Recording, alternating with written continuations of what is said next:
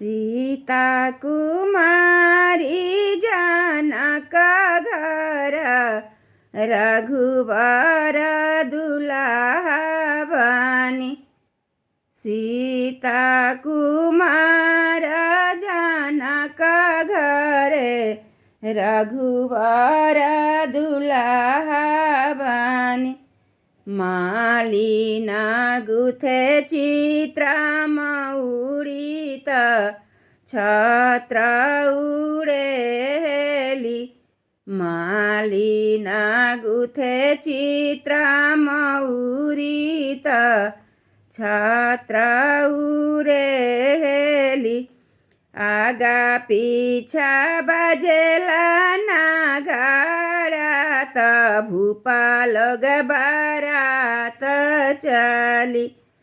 आगा पीछा बजेला नागाड़ा त भूपाल बाराती चली। सीता जब बरियतिया गायड़वानी आइले गायड़वा दल उतरी रही। गायड़वा दल उतरी रही। सीता झरोखावानी खाड़त अबना बियाह होई। सीता झरोखावानी खाड़त अबना बियाह होई। ई बरसा चावा के ढारल अबना बियाह होई।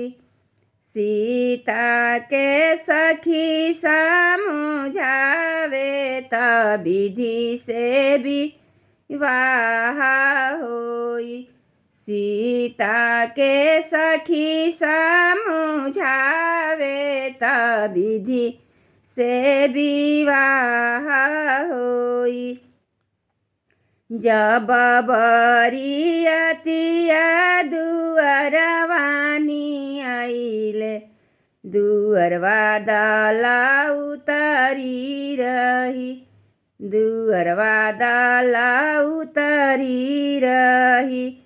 जब बरियतिया माड़ौआनी आइले माड़ौआ दल उतरी रही। माड़ौआ दल उतरी रही। सीता हरिष धैले खाड़त अबना विवाह होई। सीता हरिष धैले खाड़त अबना विवाह होई। एक ओरे बैठे नैहर लोग एक ओरी ससुर लोग। एक ओरिया बैठे नैहर लोग एक ओरी ससुर लोग।